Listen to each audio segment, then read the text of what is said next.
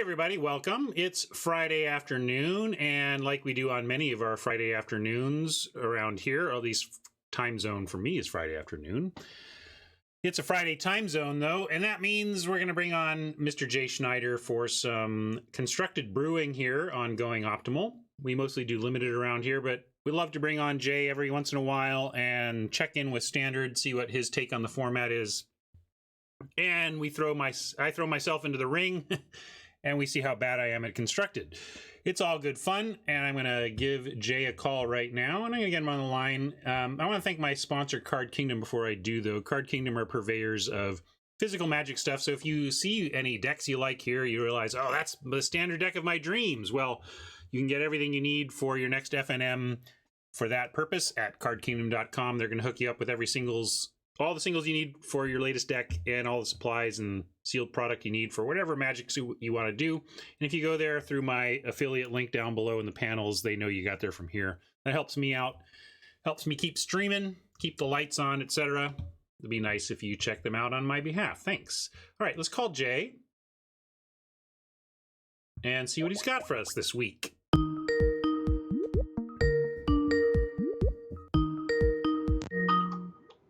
Hey, Ryan. Hey, Jay, everybody. welcome. Thank you very much. It's kind of an exciting standard weekend. Yeah, with Worlds. Oh, absolutely. The Worlds decks have been listed and are out there. Did you participate in the selecting someone I to did win? not. People were asking me who I chose today, and I had no idea what they were talking about. Oh, well, it's basically you go to the website and you pick one of the people and you get a payout based on how they do. Right. It was like, I think it's too late now, but it was this thing that was, it was this, right? Find your champion. Yeah, find your champion. But I think if they have any sense, you can't pick your champion after the actual event has started. So I assume I'm too late. Oh, well. That is probably the case. But so let's play some Magic, though. Where do you want to start? Absolutely. I have all the decks loaded. I'm all ready to go for once. I'm gonna mute myself to take a couple bites of soup, and you're gonna tell the audience what you have come up with, and I will listen and load up decks as you wish onto the screen. Well, let's start with the slide deck. It's always a good place to go. So we've got a slide deck in here, but what's interesting is this slide deck is targeted at beating other slide decks without dropping its percentage chance significantly against other decks. And hopefully Ryan will bring that up momentarily. But basically, it's durable, it has tricks in it, and you play it a little more defensively than you would your normal slide decks where you're just full out, going for the throat. Are you getting, this is hopefully Ryan's bringing it up there somewhere. There we go. Perfect. Okay. So things just of note is only has 2 Ember Cleaves, which is a little bit against theory these days, but the reason is you can lose by having too much at the top end in the mirror fight. You still got 5 good kill cards between 2 Ember Cleaves and 3 of the Dwarf Lords, which is sufficient. You'll also note Grim Initiates, who are just really good in the mirror. 3 Infuriates. You want to play them cautiously, but they dominate the game. If you can pull off either offensive or defensive one when the opponent isn't really ready for it, it crushes. Sure, it does only cost 2, but if you have that many creatures, you're probably winning in this fight anyway. That's the issue. What we're trying to do is close out the ways you lose. The same thing about having more cryptic caves than castles. So if you have 5 land and enough creature that castle is good, it probably doesn't matter. Really, you're just, it's plugging holes. As is, a cryptic cave that you sacrifice can give you an extra card to come back because you're more likely than not in a double exhaustion condition where you're just trying to top it. I was going to say, I feel like we play this rare cycle of lands because it's almost free to do so, but I rarely activate like in mono decks where I'm playing these lands. It's like the blue one and the black one actually do their thing a lot because of the control situation, but and there have been times where I do close out a game with a Castle Embereth activation, but I think you don't actually activate these that much. Yeah, I mean, once in a blue moon, maybe every other game or every third game. Yeah, often it's just like your Mama, baseline. You're right, you just puke out your hand and you win off of that, and you never need to activate this. But it's the opportunity cost for playing it is so low. But I understand not playing 4 of them. I mean, they are not mountains, and they get worse because of the cryptic caves, right? It's more things. You only have 17 things that enter them untapped. So, Mabo, regarding 3 cryptics, I had 4 for the longest time. And this was what I backed down to. This deck, I feel, is fairly comfortably tweaked. It probably has 30 games behind getting to these exact numbers. I mean, yes, it does happen once in a blue moon. It will happen, but you win so many more by having the 3rd cryptic as opposed to being, mana hose by having too many colorless, for Torbrand. So, I mean, it's a trade-off. All right, well, let's give this one a shot. I can play please do. Against our viewing friends, although I do need some daily wins just for my gold grind, but that's okay. I'll do that later. We'll play against people. I would love someone to play another red deck against. Yeah, is there anybody willing to show us a red mirror, since that's the point. The point that Jay is trying to make with this deck is here's how you can adjust your mono red to have some advantages against mono red. So maybe we can try that out. And by the way, this is not that big of an unusual thing to have happen right now. I would say it's pretty close to half the decks I'm playing against are mono red. Maybe only 40%, but enough so that pre-sideboarding is a meaningful strategy. All right. Especially when you're not actually, quote, sideboarding. All right, well, let's make that our main deck. Hold on a second. I'm going to go decks, my decks. Go here. I'm going to find Brian.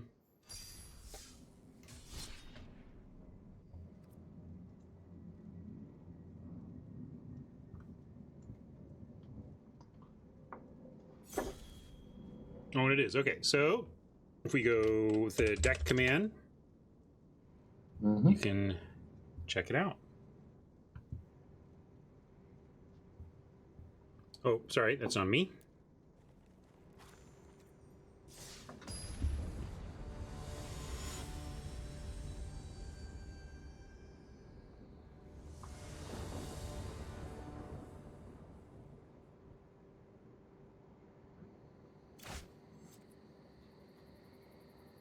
Looks good. Solid.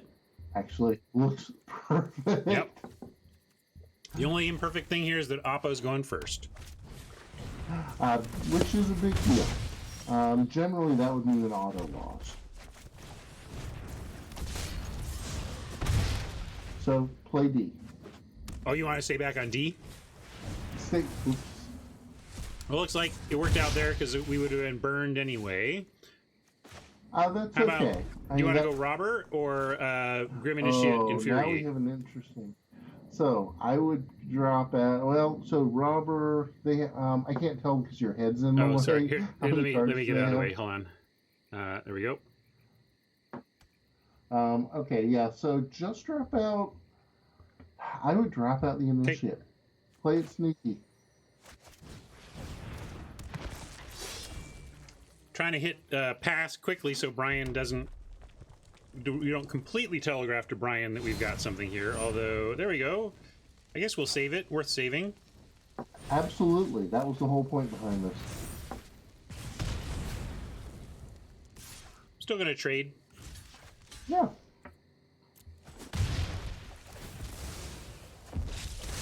I mean, you managed to take the board at this point, which is the whole point in this exercise. Use all our mana?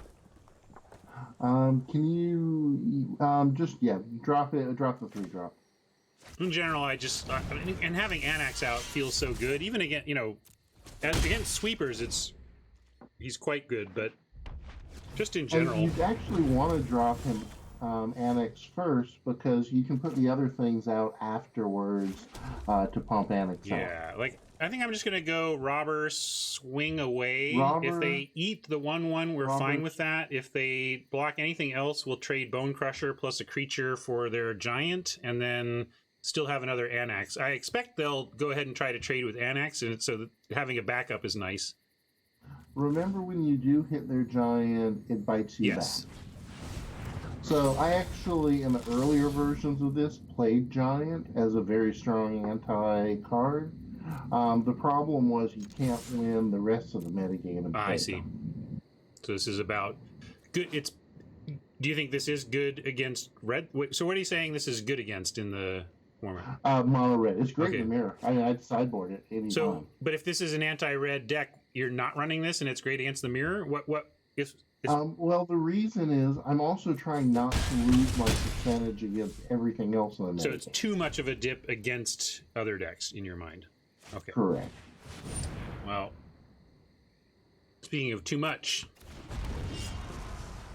that's okay. It's gonna hurt, and it's gonna hurt a lot. Yeah, we'll take a big hit here, also because it buffs the 3 damage on attack. So we're taking 10 total on 1 attack here. It's pretty rough. But maybe we can set it up that if they you still you didn't use your ability to do 2 to the dome. You wanted to go to the dome, sure.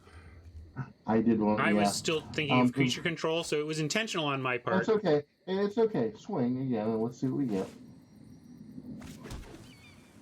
We play that direction, and we hope for the best. Actually, hope for the block. Yeah.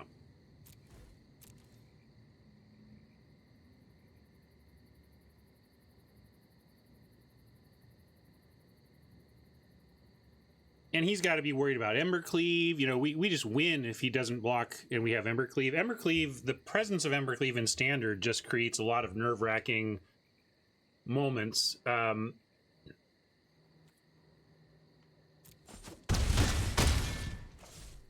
So that was, of course, their correct ploy. Right. So you need to play your, we just play another Annex. Pop the other one.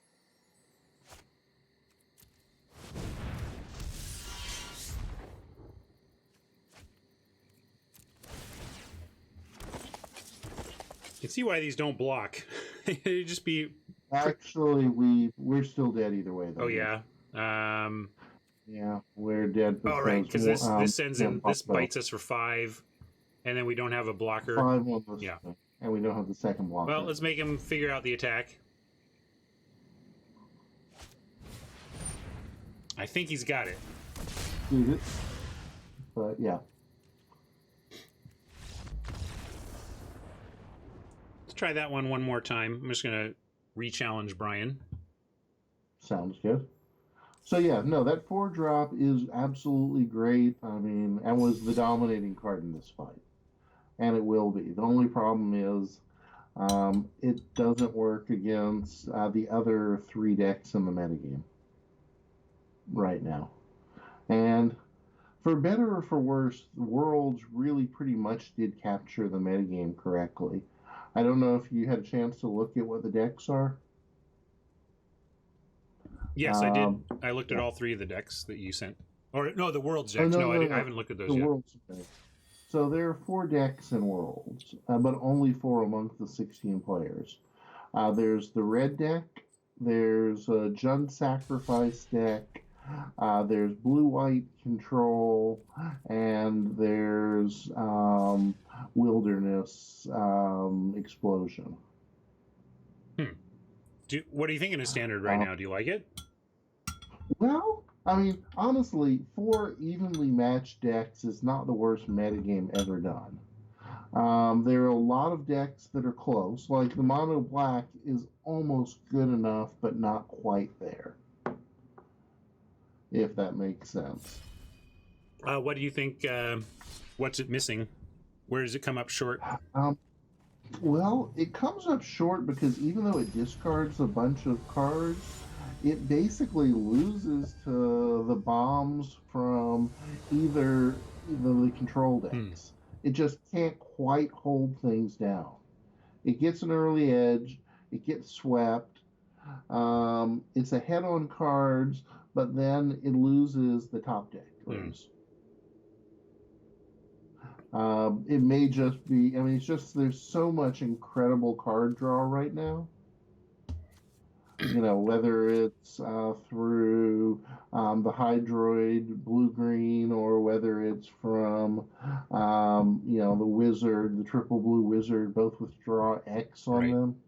Do you want to keep this? We have 3 Anax, but 3 Anax is okay. I really, by the way, as a design aside, Mark Rosewater has expressed real regret about Legendary being a drawback of any kind. I don't know where he stands now. I mean, everybody's position can shift, but when I was working in R&D, he was of the opinion that the correct thing to do would be to simply eliminate Legendary as a rule, as a drawback at all. Like, that Legendary still matters in terms of looking for it with searching and that kind of thing, but we could just play out all 3 of these Anax and none of them, it would be no problem. Because he really doesn't like that you make your flashiest cards your legends and then penalize people for having multiples of your flashiest cards. But that's not, I just don't think that's going to happen. I will happily make this trade. Like, Mark's not going to get his way on that front. There's too much design in the bag. Like, a lot of these, some cards are only balanced because of it. Like, you take something like, what's the Taxer? 2/1 first strike for 1 and a white. Opponent's spells, non-creature spells, cost 1 more to cast. Like, that only can exist because it's legendary. But what I'm getting at is that I really like how this is an example of how to design around the thing you don't like about Legends. The trouble with Legends is you get multiples and then they don't do anything. Well, this has the play of like, oh, no, you can actually, like, playing Anax into Anax with any other red card on board, or even just Anax into Anax, turns Anax into 1 red, create 2 1/1 tokens. And that's not terrible, right? It's a nice fallback position for a legend that with other types of legendary creatures would have no value to play. So I like that. I just thought I'd mention that. No good attacks here, though, unfortunately, so we just drop one of these Anaxes we're talking about. Absolutely.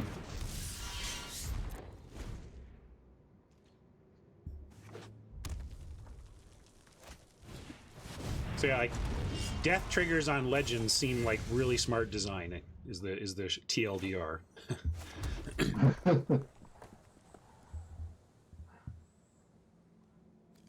So now we were talking about not having many opportunities to actually use the castle, but in this case, it could allow the Anax to get in here, and we have the other one. It also I'm sure you haven't read the details of Anax, but Anax cares about 4. No, that's what I was saying. That very specifically, it's an interesting design on Anax because 2 Anaxes, no other red card, still gets you the double, turns second Anax into 1 red, create 2. So, which is awesome. So, by the way, swing with your Anax. Yeah, we're definitely swinging the Anax. We can't get there. Robber just gets eaten by Torbrand, though, so we're not going to send the Robber. But they can't really block unless they want to trade. And if they want to trade, that's great for us because we just play the other one. I mean, we could pump, but then we can't play the other Anax. So we're just going to accept the 1/1/1 here and play out our second. Play out Anax number 2. You can never have too many of them, right? Oh yeah, 1 create 4 tokens. Razor corrects me, like, because you get both triggers. So good call, Razor. It's way better than I was even saying. So I liked it even at 1 create 2 as a floor, but man, 1 create 4 is actually just very good.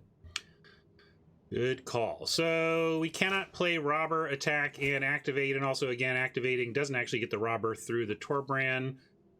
We could do it just to get some cards because we would get access to cards. Maybe, is that worth it? Do you think? Because we can send 2 2 robbers. We exile 2 cards. They can choose to just eat both and take the 4 or the 5. That's not that much damage, I guess. Well, it's interesting based on what you get. So we have this problem that the stupid giant just wrecks us. Here. Yeah, especially with Torbrand. This is exactly what beat us in game 1, right? Right. And the question is, so if we put out, if we put out, okay, he goes up to 4, put out the other robber, and you do swing with both. And then, yeah, because we get a couple options, right? And at 3 mana. The reason is, yeah, I think it's really actually worth it. You've got to be pushing here. You're facing someone who is off the charts anti-red for the purposes of this discussion. So, do we send in Annex? Because one thing. Oh yeah, right? Definitely. Because one thing we want to play to here is if either robber draws a blade, the Embercleave, we could cast that mid-combat, right? Definitely swing with Annex and the 1/1. Yeah, might as well. They're never going to block this. The whole gang goes in. They're never going to block, the 1/1. And we hope for a good. Yeah, we want Embercleave in one of these pulls. Oh, and it's of course taking theirs, but like they're mono red, so we assume Brian has Embercleave. Honestly, I was thinking of my own Embercleave, but we are in a matchup where we could get the Embercleave that I was talking about. And we. So before you drop out the either spitter, I think we want to drop out our Annex. Do this again. Get 2 more. Go wide. 4. Yeah, get 4. Drop it. Because then we have castle activation potentially to get there. Basically, if they swing at us, our counter strike will be fatal. So they may have something crazy because they're already shown they're outside of the book. But yeah.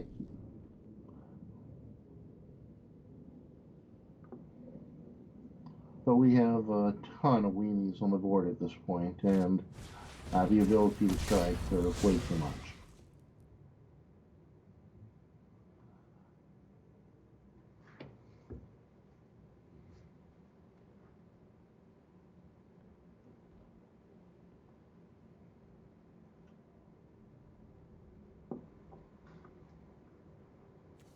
This is good. That it specifically is going into the tank. You're muted. Sorry about that. I was saying. Also, it was nice that Brian chose not to didn't trust our robber attacks and didn't eat either of our robbers.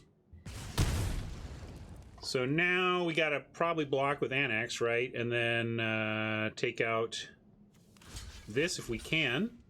Well, or this. Do we have to? Well, I guess we might as well, because turning Annex into 2 friends is not a bad plan. Right, it's only half the damage this would produce anyway. In fact, if we activate Castle, it's only 1 damage less than we would produce anyway. So yeah, we take out Torbrand, and if there's something bizarre like a sweeper, and we're just facing red, complete anti-red that loses the rest, we couldn't have beat it anyway. Especially going second. I mean, there are some fights you just don't care whether you lose or not, because you're not going to see them at a relevant point in time. Uh-oh. Oh, you gave it up. Oh, we are.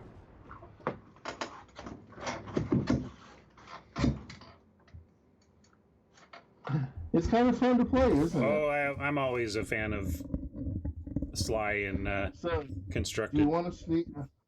So, do you want to continue with this, or play something random, just to see how it plays against the standard? No, I think I want to just get a couple games per deck here today. So let's move on to another deck. Let's move on. Move on to the sacrifice deck. You gonna make me do it again? So, I'm sorry. I feel bad about it every time I do it. I can't block out black just because it's not your fault, Jay. Don't worry. Nobody blames you.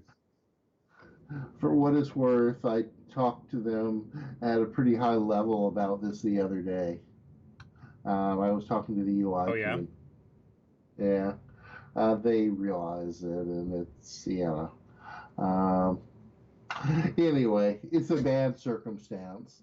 All right, we're gonna switch to this one. Yeah, Cat is so evil, and it's the interface. It's kind of interesting because it's this weird issue that there is the card is off balanced only in digital.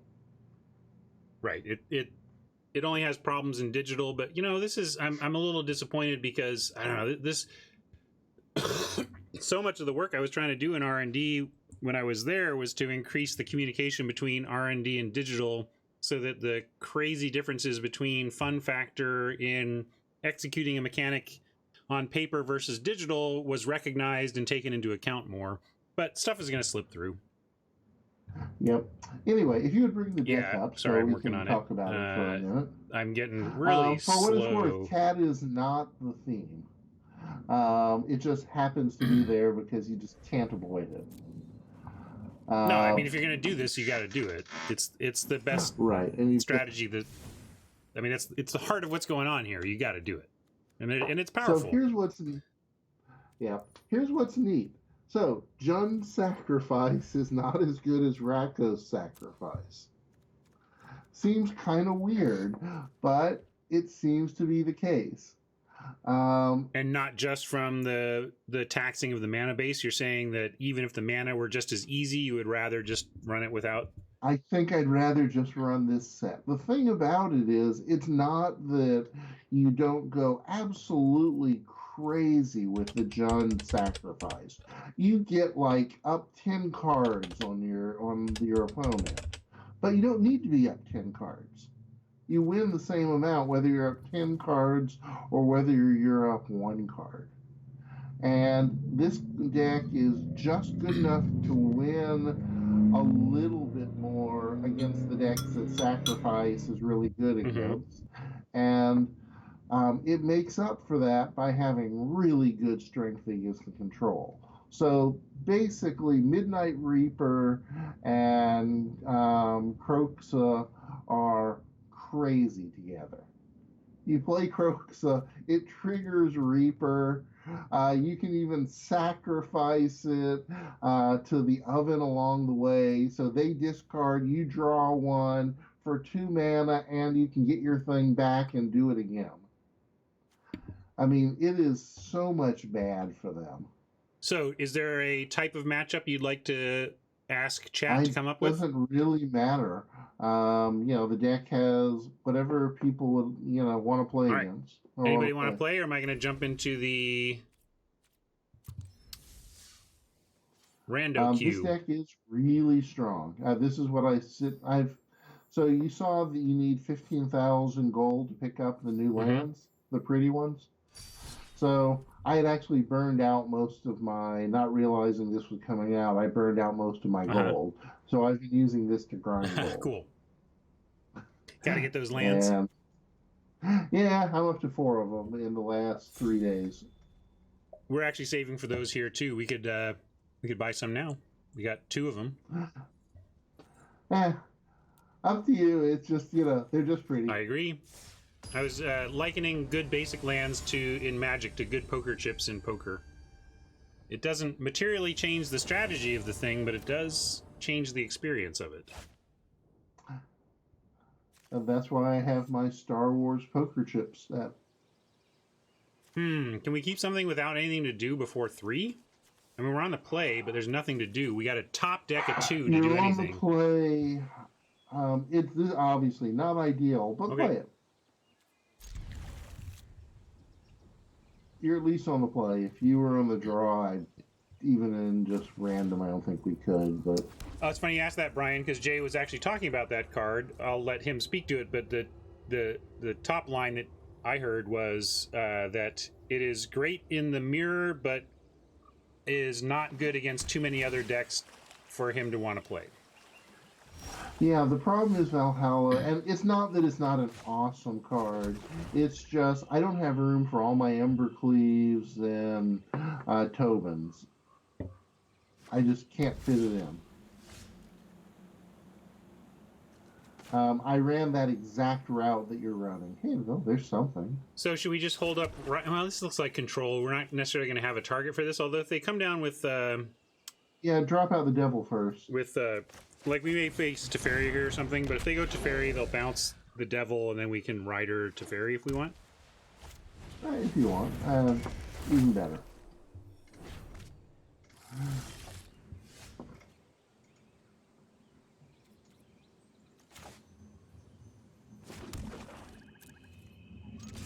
So the way this fight goes is really interesting. It's going to be a little bit ugly for us in the mid game, especially with the slow start. What's weird is you'll have more durability than they will. Right.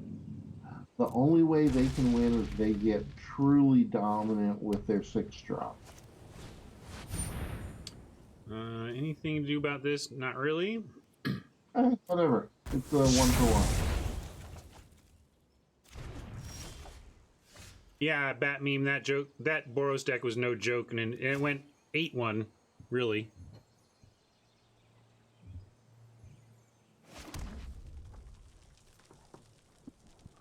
Nothing to do unless we want to run a Rider out to no value. Yeah.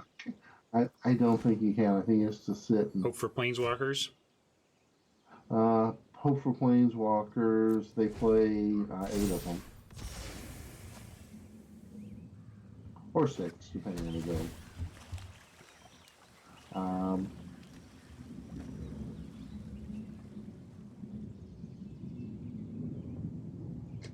Yeah, I can't believe this is actually we're even being forced to play with. I recommend people scoop to the cat deck, but Mabinap wasn't listening.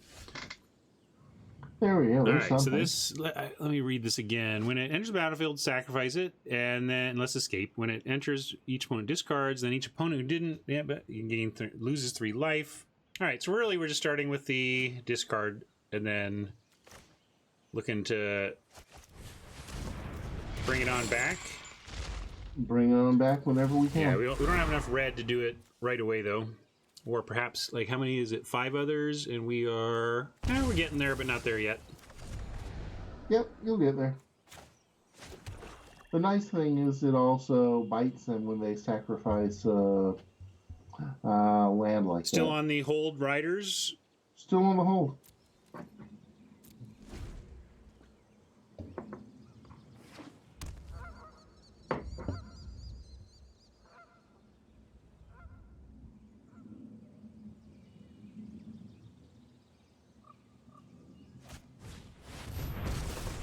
There's a target indeed. Let's see what they get, though. They get something. Are bound, meditate, and prepare.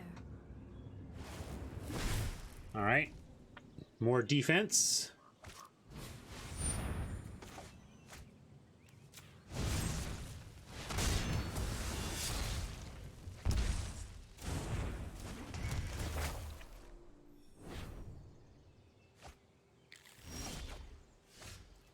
Rankle is all right. Oh, that makes it interesting, Yeah. doesn't it? Yeah, I think you have to drop out the rankle. Right, you got it. And then we... you want to swing, discard, and draw. Yeah, because we want cards, but we want... You want to fill the graveyard, and you want to get rid of the claim the firstborn. Right. So, yeah, discard and draw.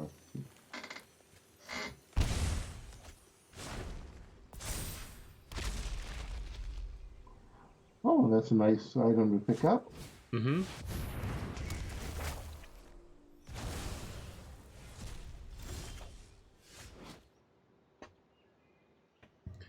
Elspeth doing some conquering. We can't really... Let's see, what happens at the end of this thing? Non-creatures get more expensive next turn, so keep that in mind. Although most of our hand is all creatures, except for the spell side of our adventure. Return target creature card or planeswalker card from your graveyard to the battlefield. What have they got going right now? Planeswalker card, looks like. Yeah.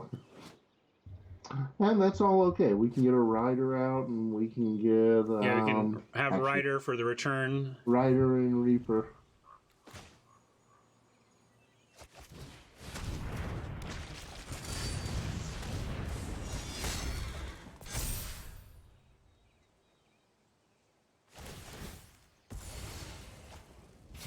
Yeah, I can add my J. Schneider tag.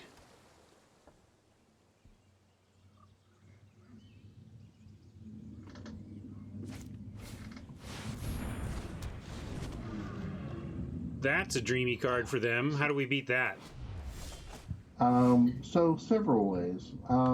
First, you can actually outdraw it. And remember, you are going to be burning them down a little bit. Now, remember to use your rider against it in your upkeep. In my upkeep? Or theirs? In your upkeep. Oh, I'm sorry, in their upkeep. Sorry, in their upkeep. So that when they tap, it taps it down. And... Wait, check you. Okay, so yeah, that'll work out. We can do this and... I would probably swing here with everything and hope to trade. Yeah, because we get 2 cards. If they want to eat here, we get 2 cards out of the deal. Right.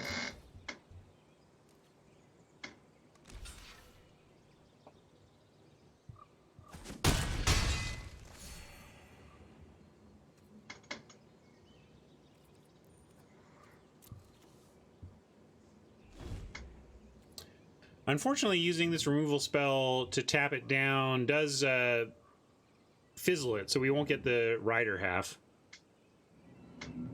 It does, but we need to buy ourselves a little bit more time. The trawler is our big fear. Just calling it out, though, that this is going to... Yeah, no, you're right. It's going to fizzle. Kind of sad.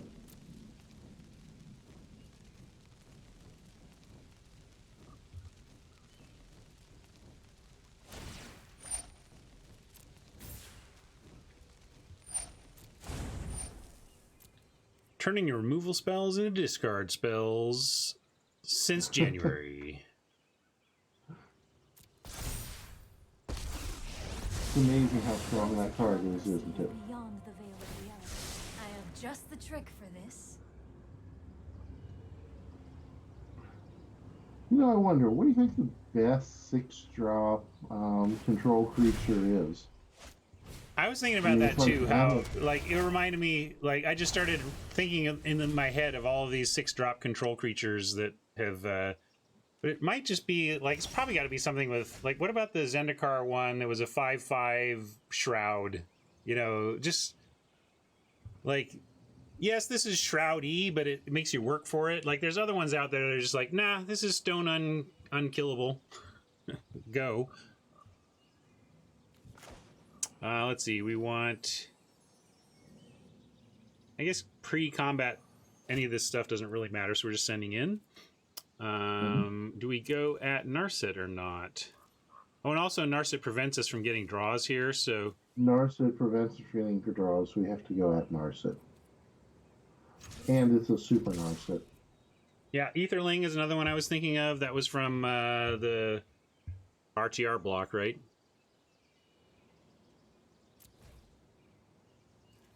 Baneslayer.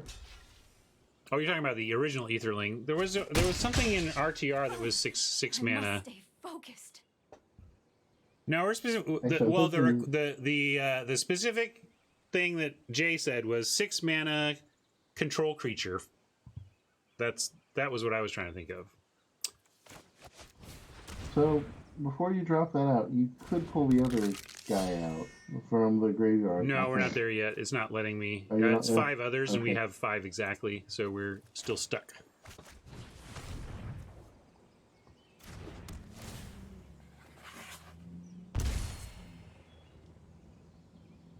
Boy, this might be the only game we play with this one. Not only because of the cat oven combo that I don't love to play, but this is going to be a grindy one as it is. It is, well, it's the other deck that's grindy, which is, but it's one of the more common decks. This is, what you're facing is one of the 4 head main decks. You're doing better than the other sacrifice deck does in this fight, for whatever that's worth. Even with the terrible spell.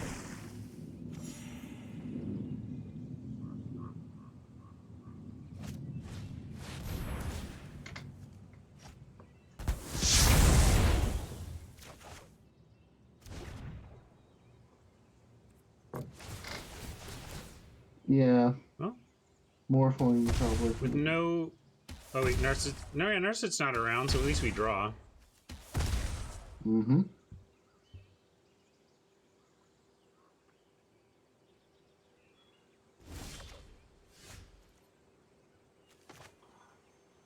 That might be enough to let you pull back out. Yeah, now we can definitely do Kroxa. See if it happens. Should we Reaper first? No, if they have counters, they're going to counter this anyway. For sure. Claim. Try and keep your Reaper, cats, or try and keep a cat. Rider, You don't need multiples. Mayhem. One kitty. Mm-hmm. Looks good. Yeah, Aetherling, Morphling. There we go. Good enough. Run this out. The nice thing is, it'll be back. By the way, fun fact, Claim the Firstborn does give a creature haste. Right, you can use it on your own as a... Oh well, nothing else to do with this. Mm-hmm.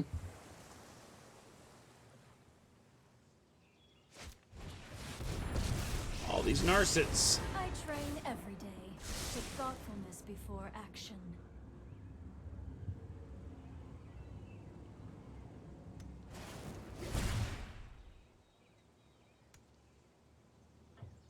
This is starting to feel not so winnable. I mean, what's our angle here? You're disadvantaged pretty heavily at this point.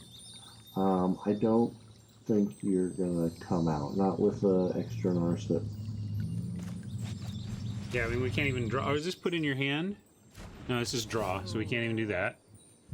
Mm-hmm. Well, you can do it on their turn. Because remember, Narset's the first card each turn. Right.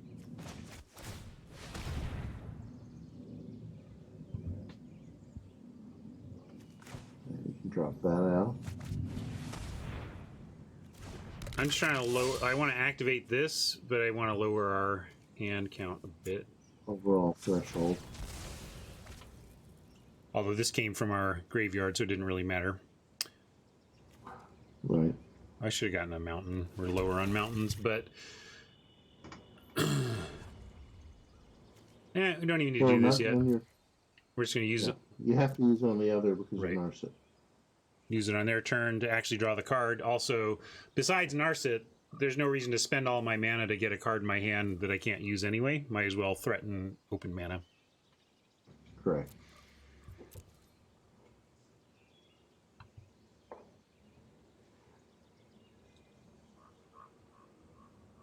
Unfortunately, that thing came out with a +1/+1 counter. Otherwise, you could have used claim on it. No, it's CMC, so that wouldn't have worked. It was power, not CMC, Oh, not power. Oh, CMC. Oh, okay.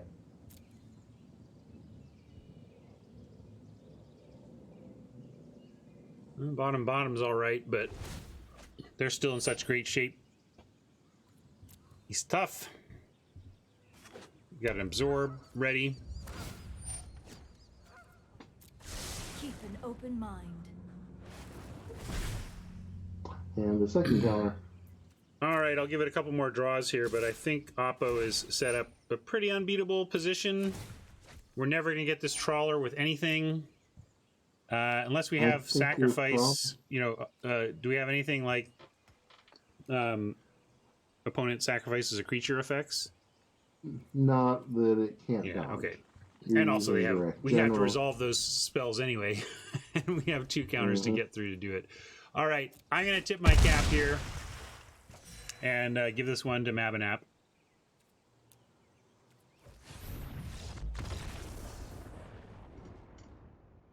It is certainly a fight that you have. Did you want to play it one more time, or Let's switch decks again, and if feel like there's time to do more, we'll come back to that one. But I want to touch on all three, and then we'll figure out where we're at. So the third deck is basically something I snuck in there because I wasn't quite able to finish what I was looking for. I was sort of looking at how I would adjust cards that would beat the world's metagame. And the card that came up was the 5/4 2-drop artifact Gargoyle. As odd as it sounds, it is uniquely placed to tear through most of the current metagame. Well, it's really good against red, right? Let's take a look. I mean, a turn 2 5/4 wall that will punch fairly soon. And interestingly, you probably, I don't know, were you playing during Tide season? During which one's that? High Tide. No. I was playing, but I didn't play competitive constructed in any capacity until I started playing digitally. So High Tide was one of the crazy fastest combo decks. I found a way around it to beat it, which involved using Dan in the control deck. Basically, Dan control. I'm sure nobody in the audience remembers Dan. I do. You wanted either link to or mention Dan? It looks like it's not recognizing the umlaut or whatever is above, because it's like, it's not DAN, it's like D something funk. But what is Dan? It's like it's a 4/1 for 2 that the Oppo has to have islands to use. All right, which in the early days of Magic, competitive Magic, was all but guaranteed. It was all but, especially when Tide was 60% of the format.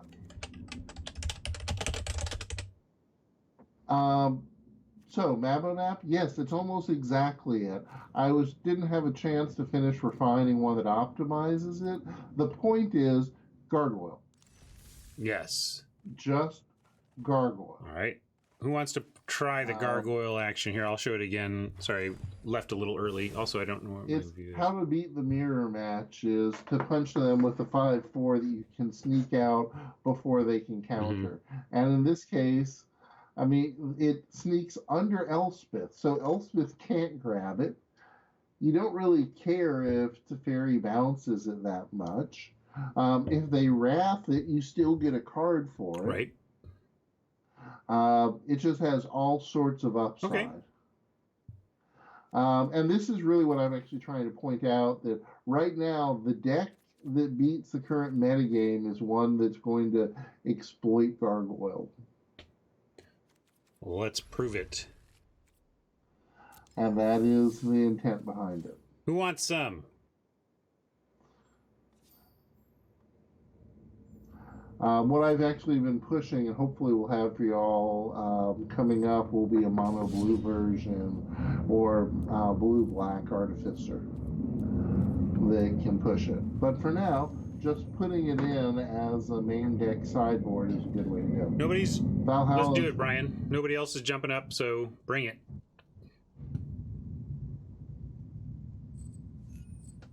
I'll give you a challenge.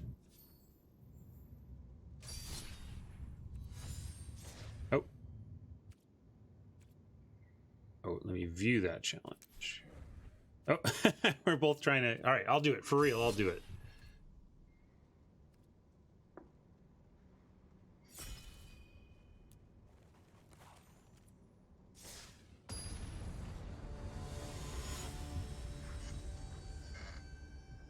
Oh, obviously we're not... Here, I'm just going to do this.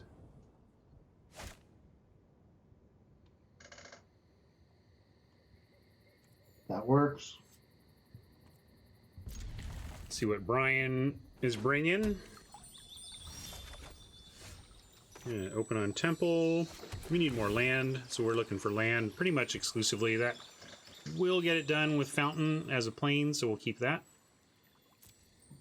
Should I make sure this enters untapped? And you've got a birth in the hand. Yeah, that's true. We were going to get a plains, so no problem even without the Hallowed.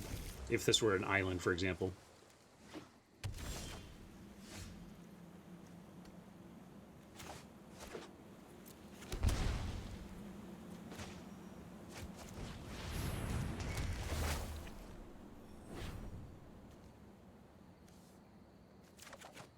Well, we got the control mirror we wanted to try and show the value of here, or control this. Maybe not. Let's see what this thing does. It's a really good card. And well, we get to exile it pretty soon, but not immediately. But you can drop a Narset, which will keep it from keep cards from coming in. Yeah, extras. I know 88 ways to defeat you. Meditate. Tef will be nice to reset it, also. Absolutely.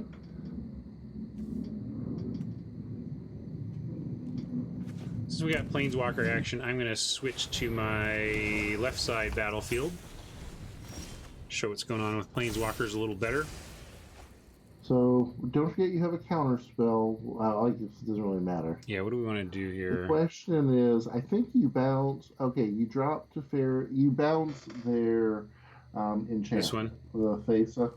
Yeah, but make sure you'll have a counter spell up on their turn. Oh, for the Mystical Dispute. So for Mystical Dispute, this. so when they drop it back, you counter it. Looks like auto tap is doing it the way we want. Let's slow this down. Don't worry, I got this. And how many cards in hand? I didn't count before activating Narset, That's figuring okay. we would discard our worst if the worst came to worst. That's Which one do you all right. want? Elspeth is Elspeth. You're at the point where you're dropping Elspeths every time. And what do we want to get rid of? Just a plains is can go. We'll get our lands. Yeah.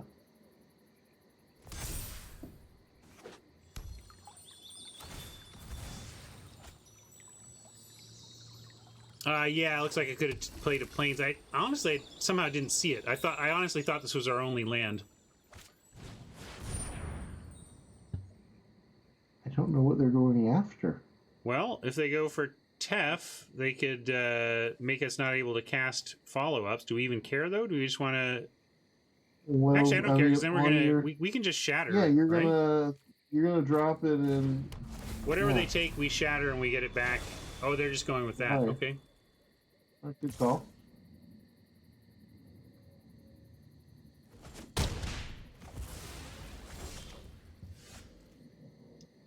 So... Play the Castle. Yeah, play the castle. Tap the castle manually because I think you do want to wrath. We could it. Wrath, or we could just take out the offending Kraken with Conquer's Death. But you lose your. That's Narset true. that Okay, way. we'll save Narset, and yes. But Yeah, I'm you showing have them. to manually tap. These rare lands in particular are persnickety with auto tap. The auto tap really likes to keep them available. So if you are looking to keep your dual lands up and you've got these rare monocolored lands, you got to go manually tap, or it's going to get you. Kind of super annoying.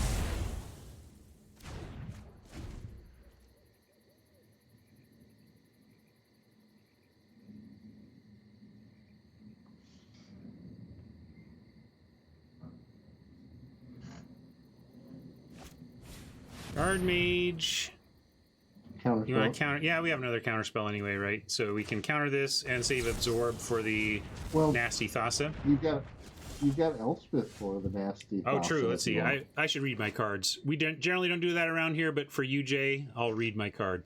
Elspeth conquers death, exiles.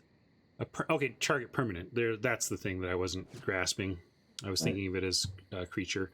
So here, Elspeth is pretty crazy. drop this. We'll keep an Omen, right? It's all good. Yeah. And you're also able to drop out 1/1s now. Yes. Activating these lands it happens in control more than aggro, that's for sure. Mm-hmm.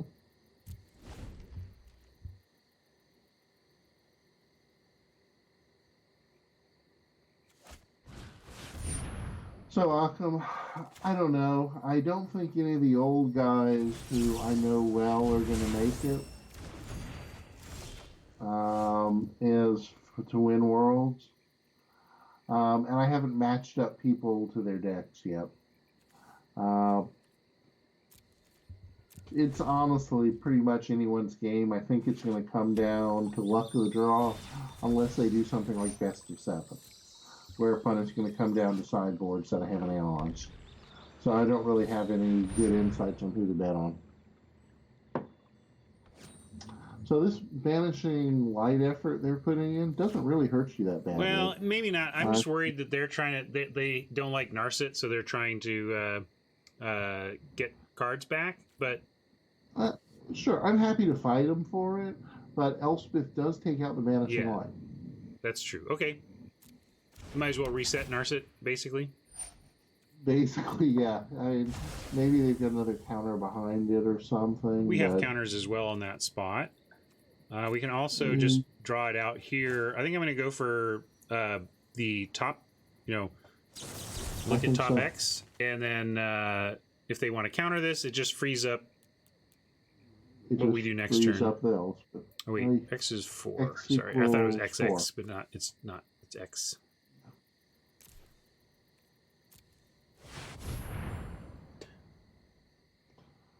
That's all kinds of Yeah, and they didn't show counter there, so I'm going to take... Do we want just Trawler? Trawler and we get two. Omen? Earth? Maybe Trawler and Land. Yeah, Trawler and Land, not bad, huh? Okay. I'm in. Yeah. In for that. Ooh, Veto. Oh, that's even better. Drop that and drop Elspeth with protection.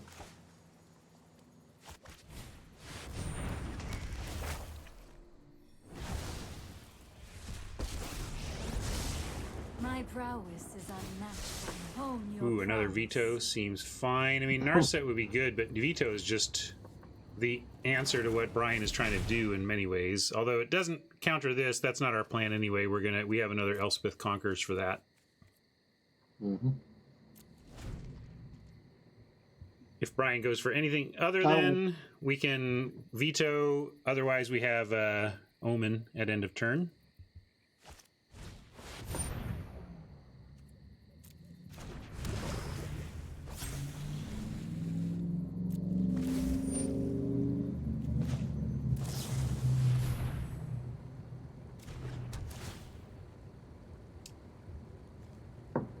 Ooh, is this still good? They're both great. It's a 5-4 for 2. It's certainly Let's the do it this easiest way. beater you'll ever get out. I guess we're going to draw both. Doesn't matter which way I do it. If we top. Yeah. And first, obviously, you get rid of their... Yeah, we're going to conquer some death here. Backed up by vetoes. And the fact they can't... You don't even have to because they're +2 to cast. And they only have 2 lands. Before action. I'm going to go with Teferi. Teferi, yeah. Gargoyle or hold up veto? Hold veto. Remember, they're +2 when they're not. Right. So that veto is really strong. They're not going to be able to cast 2 things. And Dispute is like a hard counter for 1 at this point. On this turn, anyway. Yeah.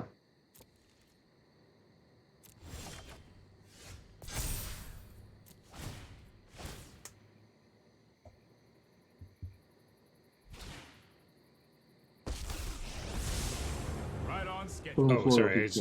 I was thinking that was. Yeah, I've never seen that interface before. That's the first time I have gone to the end of the chapter on that saga, so I was a little confused by the UI for a second.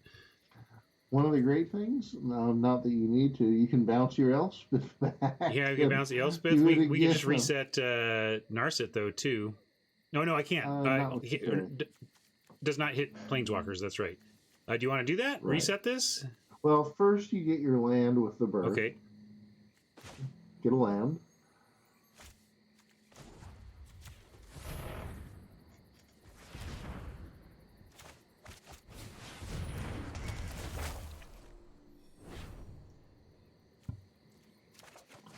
I would drop out the Vantress next. Just, making some room in the hand. So now we got 4. I guess we go up on Tef here. Yeah. I guess we can. I was going to bounce the Elspeth, but we can.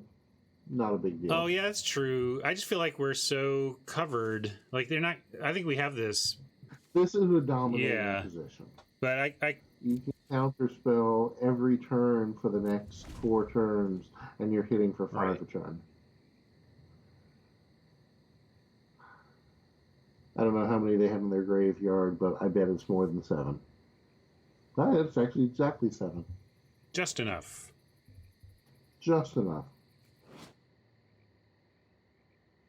Oh, see, this is why I don't usually hang on the side, because when I try to show cards, I just cover them up with my picture. Agent. That's To what you, the I say one-drop no. counterspell.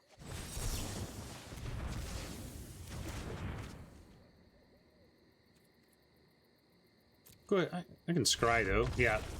I don't blame the Thanks. scoop there from Brian. We had that well under control, and that was kind of his last chance. And I'm sure he expected to get that countered, but had to try. Mm-hmm. The neat thing, about playing the gargoyle is it's just so flexible right now and so powerful. Yeah. That's it. It's kind of a sneaky tech. It is sneaky tech, and, well, that's what we're You here got it. for, right? All right, folks.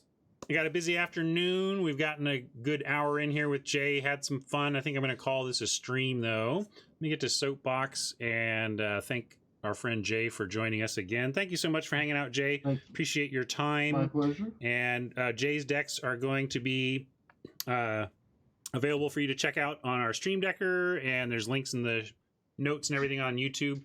Jay, I feel like Jay's got a lot of irons in the fire, a lot of stuff going on, and I don't feel like I give you the proper sign-off chance to let people know what you're up to, and maybe check out the games you're working on, for example. So why don't you tell people what you're up to and what they can do to check out your work besides decks? Well, several things. First of all, I'm teaching at the University of Washington right now. My class is in full form. My students probably all hate me, but I inherited Richard Garfield's class that he started at the UW. Nice. And I'm in my 9th year of teaching it after he stepped away. And so anyway, that's going well. I'm pushing out we just pushed out the first version of a dice roller for the Shadowrun RPG from Catalyst, and we're actually pushing out in the next week or two a BattleTech support app, also under the auspices of Catalyst Game Labs. All right, so here's an article linking to the Shadowrun Dice Roller app, if you're interested in that. And thank you again, Jay. Thank you very much. We'll have Jay on again, likely in 2-ish weeks. We'll check in. I'm going to check in with him in like 12 days, and we'll figure out what our plan is. But until then, thank you, Jay. Thanks very much. Bye, everybody. And thank you to you all for hanging out with me as well. Always fun to get in a little constructed with Jay. And thank you. Yeah, thanks, Brian, for combat.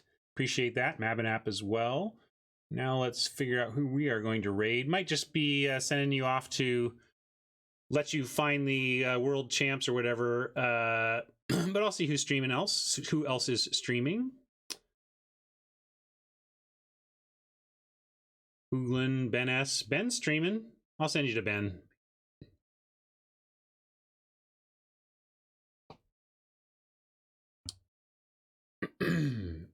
Yeah, I haven't said hi to Ben in a while. He's not usually streaming when I finish, so I never get a chance to raid Ben. So I'm going to take.